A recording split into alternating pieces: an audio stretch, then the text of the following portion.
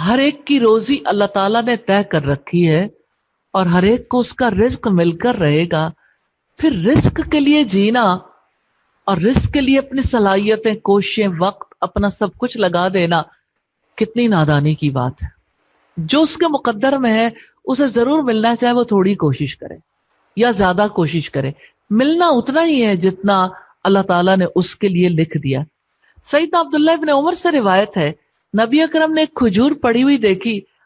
وَمَا مِن دَابَّةٍ فِي الْأَرْضِ إِلَّا عَلَى اللَّهِ رِزْقُهَا وَيَعْلَمُ مُسْتَقَرَّهَا وَمُسْتَوْدَعَهَا كُلٌّ فِي كِتَابٍ مُبِينٍ. زمین میں چلنے والا کوئی جاندار نہیں مگر اس کا رزق اللہ تعالی کے ذمے ہے، اور وہ اس کے ٹھہرنے کی جگہ کو بھی جانتا ہے اور اس کے سونپے جانے کی جگہ کو بھی. سب کچھ ایک واضح کتاب میں ہے. دنیا میں انسان جس چیز کی سب سے زیادہ ضرورت محسوس کرتا ہے عمومی طور پر وہ اس کا رزق ہے. رزق چاہیے زندگی کے لیے. اس رزق کی خاطر انسان کیا کچھ نہیں کرتا. اس رزق کے لیے مائیں اپنے بچوں سے دور ہو جاتی ہیں، اپنی گودیں خالی کر دیتی ہیں، انہیں سکولز، کالجز، یونیورسٹیز پہنچاتی ہیں سٹیپ بائی سٹیپ، تاکہ وہ ایسا علم حاصل کریں جس کی وجہ سے وہ اچھی روزی حاصل کر سکیں. اور آپ دیکھیے کہ اس رزق کی وجہ سے ہر صبح سڑکوں پر کتنی ٹریفک ہوتی ہے، اور جب پرندے گھروں کو لوٹتے ہیں تو ایک بار پھر سڑکوں پر رش بڑھ جاتا ہے. روزی کی تلاش ہے، رزق کی تلاش ہے، رزق کی تلاش ہے. اور انسان اپنی زندگی کا سب سے بڑا مقصد سمجھتا ہے رزق کمانا. اس رزق کی وجہ سے وہ وقت لگاتا ہے، مال لگاتا ہے، صلاحیتیں لگاتا ہے. پھر اسے جو رزق ملتا ہے اس سے وہ دنیا کی زندگی کا گزارا چلاتا ہے، اور پھر جس وقت وہ اس جہان سے چلا جاتا ہے تو کوئی رزق اور رزق کے لیے کی جانے والی کوئی کوشش اس کے کام نہیں آتی، کیونکہ اس نے دنیا کا رزق چاہا تھا. کون ہے جسے دنیا کے رزق کی ضرورت نہ ہو؟ لیکن کتنی عجیب بات ہے کہ صرف دنیا ہی کے رزق کی ضرورت ہو، جبکہ زندگی محض دنیا کے لیے تو نہیں ملی. کوثر نیازی نے اپنی ذاتی کیفیات کو بیان کیا تھا. آپ نے بھی شاید ان کی کتاب پڑھی ہو، اور لائن کٹ گئی. بہت زیادہ دین سے تعلق تھا، لیکن ایک سٹیج آئی جہاں اپنی غربت اور اپنے معاشی حالات کے ہاتھوں پریشان ہو کر لائن بدل لی. پھر اپنے بارے میں لکھتے ہیں، تو نے حق کو چھوڑا ہے احساس غربت سے فقط، سوچتا ہوں تو دل احساس سے دہل جاتا ہے، کیا اس بات سے بھی نہ تھی تجھ کو آگہی، رزق تو اس دور میں کتوں کو بھی مل جاتا ہے. اور آپ دیکھیے ساری انسانیت اس لیول پہ آ کے، اینیمل لیول پہ آ کے اپنی صلاحیتیں، قوتیں، اپنا سب کچھ بیچ رہی ہے دنیا کے رزق کے لیے. تو کیوں نہ رب العزت مائنڈ سیٹنگ کرتے، وما من دابۃ فی الارض، زمین میں چلنے والا کوئی جاندار ایسا نہیں، مکھی، مچھر، بلی، کتا، لومڑی، پرندے، مچھلیاں، کیڑیاں، چیونٹیاں، کوئی جانور ایسا نہیں الا علی اللہ رزقھا، مگر اس کا رزق اللہ تعالی کے ذمے ہے. بندہ سوچتا ہے میرا رزق مجھے میری مرضی سے، میری کوشش سے، میری ہمت سے ملے گا. قارونی نقطہ نظر ہے لائف کا، فرعونی نقطہ نظر ہے. کیونکہ قارون نے کہا مجھے اتنے خزانے ملے میری محنت میرے علم کی وجہ سے، میں نے اس کے لیے کوشش کی ہے۔ کون کون ہے جو کوشش نہیں کرتا؟ کتنے انگوٹھا چھاپ ہے جو بڑے بڑے کاروباروں کے مالک ہوتے ہیں، اور کتنی ڈگریاں رکھنے والے 2 وقت کی روٹی کے بھی محتاج رہتے ہیں۔ رزق کے بارے میں جان لیجئے، رزق اللہ تعالی کے ہاتھ میں ہے، اس میں کوئی شک نہیں۔ انسان کو اپنی روزی کے لیے کوشش کرنی چاہیے، لیکن اس کی ساری کوششیں رزق کمانے کے لیے نہیں ہے۔ اللہ پاک نے آنکھوں کو روشنی محض رزق کمانے کے لیے نہیں دی، کانوں کی سماعت اس لیے نہیں ملی کہ ساری زندگی 99 کے چکر کو ہی سنتے رہیں، اور انسان کو ذہنی اور قلبی صلاحیتیں محض اس لیے نہیں ملی۔ روزی بھی کمائیں لیکن زندگی کے مقصد کو بھی پورا کریں۔ کام تو سبھی کرنے ہیں، لیکن رزق کے بارے میں انسان کی ایسی کنڈیشننگ ہو گئی ہے، آپ کسی کا مائنڈ چینج کرنے کی کوشش کر کے دیکھیں، اس کو سمجھ ہی نہیں آنی۔ اس کے دل کو یہ یقین جب تک نہیں ملے گا کہ رزق اللہ کے ہاتھ میں ہے، اللہ تعالیٰ نے اپنے ذمے لے رکھا ہے، خواہ انسان ہو، جانوروں، سمندروں کی مخلوقات ہوں، خشکی یا فضا میں پرواز کرنے والے پرندے ہوں۔ جیسا کہ سورہ العنکبوت میں فرمایا وَكَأَيٍّ مِّن دَابَّةٍ لَا تَحْمِلُ رِزْقَهَا اللَّهُ يَرْزُقُهَا وَإِيَّاكُمْ وَهُوَ السَّمِيعُ الْعَلِيمُ۔ کتنے ہی جانور ہیں جو اپنا رزق اٹھائے نہیں رکھتے، اللہ تعالیٰ ہی انہیں بھی رزق دیتا ہے اور تمہیں بھی، اور وہ سب کچھ سننے والا، سب کچھ جاننے والا ہے۔ تو اللہ تعالیٰ نے زمین کی ساری مخلوقات کا رزق اپنے ذمے لے رکھا ہے، شک ہی نہیں، لیکن کیسے؟ یہ وہ بات ہے جو عمومی طور پر سمجھ نہیں آتی۔ بات یہ پہلی بات کہ اللہ تعالیٰ نے تمام مخلوقات کے لیے رزق کے ذرائع پیدا کیے ہیں، تمام رزق کے ذرائع اللہ تعالیٰ کی تخلیق ہے، اس کی ملکیت میں ہے، اور اللہ تعالیٰ نے دوسری بات، اللہ تعالیٰ نے ساری مخلوقات کے اندر یہ قوت پیدا کر رکھی ہے کہ وہ اپنی ضروریات کے مطابق رزق حاصل کریں، کوشش کریں، ہمت کریں اور اپنے لیے روزی کمائیں۔ اور رزق کے بارے میں اللہ تعالیٰ کی سنت ہے، ہر شخص اپنے مقدر کے لیے کوشش کرے گا، یعنی مقدر سے زیادہ تو وہ لے نہیں سکتا، جتنا اللہ تعالیٰ نے فکس کر رکھا ہے وہ اسے پہنچے گا، لیکن اس کے لیے کوشش اس نے خود کرنی ہے۔ ہاتھ پہ ہاتھ دھرے رزق کے انتظار میں بیٹھے رہنے کا نام تقدیر پر ایمان نہیں ہے۔ تو ہر مخلوق کے لیے رزق مقرر ہے، متعین ہے، ہر ایک نے اپنے رزق کے لیے کوشش کرنی ہے۔ لیکن اگر کسی انسان کو اللہ تعالیٰ نے 100% صلاحیتیں دی ہیں، 100% وہ کوشش کر سکتا ہے، تو 100% صلاحیت، 100% کوششیں محض رزق کمانے کے لیے نہیں لگیں، اس کو ڈیوائڈ کر لیں۔ جیسا کہ اللہ پاک نے اپنے پہلے رسولوں پر پہلی کتابیں جو نازل کی ان میں اس حقیقت کی وضاحت ہے۔ جیسے نبی صلی اللہ علیہ وسلم سے سیدنا ابو ذر نے سوال کیا، اللہ کے رسول صلی اللہ علیہ وسلم یہ بتائیے کہ پہلے صحیفوں میں ابراہیم علیہ السلام اور موسیٰ علیہ السلام کے صحیفوں میں کیا آیا تھا؟ آپ صلی اللہ علیہ وسلم نے بہت ساری باتیں بتائیں، ان میں ایک بات یہ بھی تھی عقل مند آدمی کے لیے لازم ہے۔ آپ میں سے کتنے لوگ عقل مند ہیں؟ تو آپ یہ دیکھیے کہ اللہ تعالیٰ نے اگر 100% کوششیں کرنے کا موقع دیے، صلاحیتیں دی ہیں، تو کتنے % کہاں لگانی چاہیے؟ عقل مند آدمی کے لیے لازم ہے، عقل بند نہیں رکھنی، عقل مند بننا۔ جو لوگ عقل کو بند کر دیتے ہیں نا، عقل مند نہیں بنتے۔ عقل مند آدمی کے لیے لازم ہے اپنے وقت کو 4 حصوں میں تقسیم کر لے. Time management. اپنے وقت کو 4 حصوں میں تقسیم کر لے.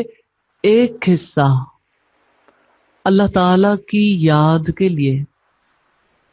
یاد کرتے ہیں اپنے رب کو 25% آف دا ٹائم. 724 ایک ویک میں آپ کے پاس ٹائم ہے. کم از کم عقل مندی کا تقاضا ہے ایک دن کا چوتھا حصہ، ایک دن کا چوتھا حصہ اللہ تعالیٰ کی یاد کے لیے. ایک حصہ اللہ تعالیٰ کی کائنات پر غور و فکر کے لیے ہے. 1/4 ٹائم تنہا بیٹھ کر سوچیں، زمین و آسمان پہ غور و فکر کریں، اپنی ذات پر. لوگ کہتے ہیں ہمارے پاس وقت نہیں ہے. ظاہر عقل بند کر رکھی ہے، وقت کہاں ہوگا. عقل کو گرو کرنے کا موقع دیں. پھر آپ نے فرمایا کہ ایک حصہ اپنے نفس کا محاسبہ کرنے کے لیے رکھے. ایک حصہ 1/4 اپنا محاسبہ کرنے کے لیے، جس میں آپ کی گول سیٹنگ بھی آتی ہے.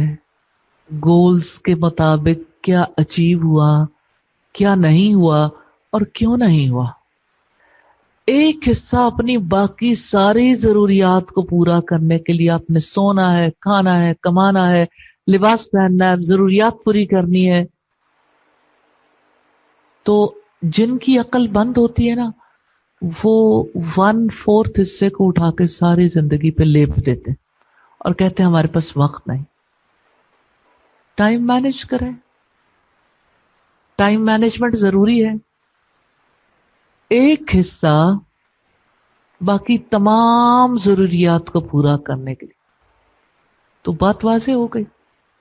ٹائم ٹیبل بنا لیں، کتنا ٹائم کس مقصد کے لیے لگانا ہے. اور اللہ پاک نے آپ کو موقع بھی دیا ہے کہ آپ جب علم حاصل کرتے ہیں، جب آپ نماز پڑھتے ہیں، جب آپ ذکر کرتے ہیں، یہ سارا اللہ تعالیٰ کی یاد اور غور و فکر کے لیے ہے نا وقت. لیکن تنہائی میں غور و فکر بہت ضروری ہے، کیونکہ اس کے بغیر آپ کی عقل بونی رہ جائے گی، گرو نہیں کرے گی، چھوٹے رہ جاؤ گے. اور ایک حصہ اپنے نفس کا محاسبہ کرنے کے لیے وہ وقت چاہیے. اب جو باقی وقت بچا ہے اس میں ٹھیک ہے، آپ رزق کمائیں، آپ جتنا بھی کام کرنا چاہیں آپ کر سکتے ہیں. ایک صاحب کے بارے میں بہت ایک قدیم کتاب میں نے پڑھا کہ وہ سندھ کے کسی علاقے میں رہتے تھے اور حکیم تھے. تو صبح کے وقت وہ اپنے مریضوں کو دیکھتے، اور جس وقت انہیں پتہ چلتا کہ میری روزی کے لیے جتنا کچھ مجھے چاہیے تھا وہ میں نے لے لیا، تو دکان بند کر دیتے اور اس کے بعد اپنے باقی امور کو انجام دیتے. تو میں سمجھتی ہوں کہ ایک بندے کو کم از کم یہ سمجھ آئی کہ میری ساری زندگی، میری ساری حیات محض کمانے کے لیے مجھے نہیں ملی. رزق تو اللہ تعالیٰ نے دینا ہے نا، اس کے ہاتھ میں ہے، اور وہ چاہے تو بہت کم وقت میں بہت زیادہ رزق دے دے. اور وہ رزق ہمیں مل کے رہنا، جتنا بھی وقت لگا لے. ہاں رزق کے لیے کوشش ضرور کرنی ہے. حدیث میں اعقل و توکل، اپنا اونٹ کا گھٹنا باندھ دیجئے پھر توکل کریں. یعنی آپ اپنی طرف سے اقدامات کر لیں. یہ نہیں ہے کہ آپ کوشش نہیں کریں گے، تدبیر نہیں کریں گے. سواری کو بچانے کی بات ہے نا. ایک شخص نے آپ سے پوچھا تھا میں اپنی سواری باندھ کر توکل کروں یا کھلی چھوڑ دوں؟ تو آپ نے فرمایا اپنے اونٹ کا گھٹنا باندھ کے پھر توکل کرو. کہ پھر آپ کے ہاتھ میں نہیں ہے، پھر اللہ کے ہاتھ میں، اللہ کے حوالے. اللہ تعالیٰ حفاظت کرنے والے ہیں. ایک اور حدیث میں ہے کوئی متنفس اس وقت تک نہیں مرتا جب تک کہ اپنی عمر اور رزق جو اللہ تعالیٰ نے لکھ دیا ہے پورا نہ کر لے. یعنی ہر جان اپنا رزق پورا کر کے ہی اس دنیا سے جائے گی. لہذا تم کو چاہیے کہ کسب معاش کے سلسلے میں اللہ تعالیٰ سے ڈرتے رہو اور جائز طریقوں سے روزی حاصل کرو. جس کو جو ملنا ہے مل کے رہنا، جائز طریقے اختیار کرنے ضروری ہیں. اور بہت گہری بات ہے، نبی صلی اللہ علیہ وسلم کی حدیث سیدنا عمر ابن خطاب رضی اللہ تعالی عنہ سے روایت ہے کہ نبی صلی اللہ علیہ وسلم نے فرمایا، اگر تم اللہ تعالی پر توکل کرو جس طرح توکل کرنے کا حق ہے، تو تم کو بھی ایسے ہی رزق دیا جائے گا جیسا کہ پرندوں کو رزق دیا جاتا ہے. صبح کو وہ گھونسلوں سے خالی پیٹ نکلتے ہیں اور شام سیر ہو کر لوٹتے ہیں. ترمذی کی 2344 نمبر روایت. اچھا، عام طور پر لوگوں کو لگتا ہے کہ پرندوں کو تو اللہ تعالیٰ رزق دیتا ہے، لیکن ہمیں تو بیٹھے بٹھائے رزق نہیں دیتا. ایک چڑیا کو دیکھیں کہاں سے وہ چلتی ہے، شہد کی مکھی کو دیکھیں کدھر سے نکلتی ہے، کتنے کلومیٹرز کا فاصلہ طے کرتے ہیں. اور آپ دیکھیں کہ کتنے ہی لوگ ہیں. کل بڑی دلچسپ بات ہو رہی تھی، کسی نے کہا کہ میں چاہتی ہوں کہ چڑیوں کے لیے میں ضرور دانے کا انتظام کر دوں. میں نے بہت لوگوں کو دیکھا ہے کہ چڑیوں کو دانا ضرور ڈال دیتے ہیں، بہت اچھا ہے. لیکن کل مجھے ایک خاتون نے کہا کہ یہ کیا بات ہوئی، آپ وائلڈ اینیملز کو وائلڈ رہنے دیں، وہ بھی کچھ کریں، برائلر مرغیوں کی طرح نہ ہو جائے کہ ان کو بھی آپ ہی دانا ڈال دو، وہ چریں چگیں گے، کہیں نہ کہیں سے اپنا رزق اٹھا لیں گے. انسان کیسی مخلوق ہے، وہ سمجھتا ہے رزق میرے ہاتھ میں نے بانٹنا ہے. اور اگر پرندوں پر رحم آئے اور پرندوں کو کچھ کھلانا چاہے تو کوئی عیب کی بات نہیں، اچھی بات ہے.